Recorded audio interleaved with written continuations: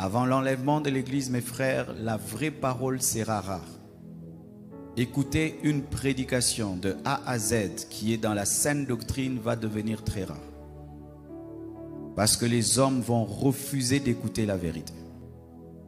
Ils vont persécuter tous les prédicateurs de la vérité. Et je peux vous dire, je n'ai jamais été insulté de cette manière de toute ma vie.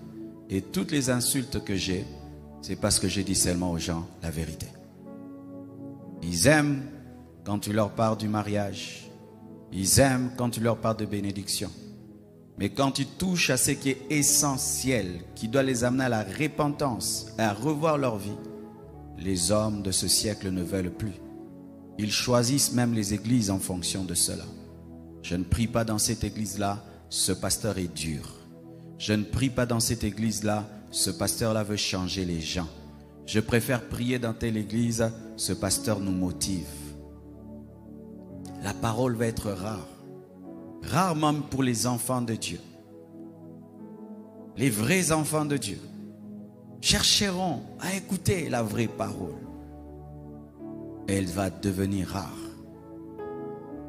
Que Dieu te fasse grâce, toi qui enseignes, d'être parmi les raretés, les personnes dans lesquelles on trouvera encore l'évangile pur. Il y aura des églises, mais sans la parole de Dieu. Et les enfants de Dieu iront et resteront à leur fin. C'est vrai, j'ai entendu quelqu'un parler, mais il n'a pas parlé de la part de Dieu. Il a ouvert la Bible, mais il n'a pas parlé de la Bible. Ce phénomène va y aller croissant. Des gens qui ouvriront la Bible sans parler de la Bible.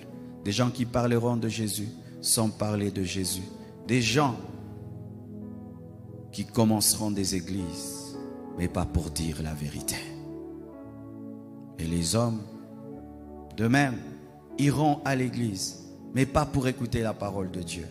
Ils iront par religion, par habitude, mais pas pour écouter la parole de Dieu.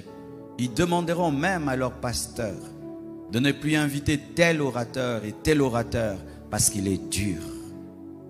J'ai prêché hier quelque part, je parlais de la sanctification. Au départ de mon message, l'église était tétanisée, paralysée.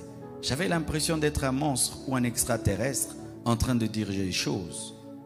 Pourquoi? Parce que il y a une carence de la vérité, carence de la parole. Mais lorsque l'église sera enlevée, ce sera pire, mes frères.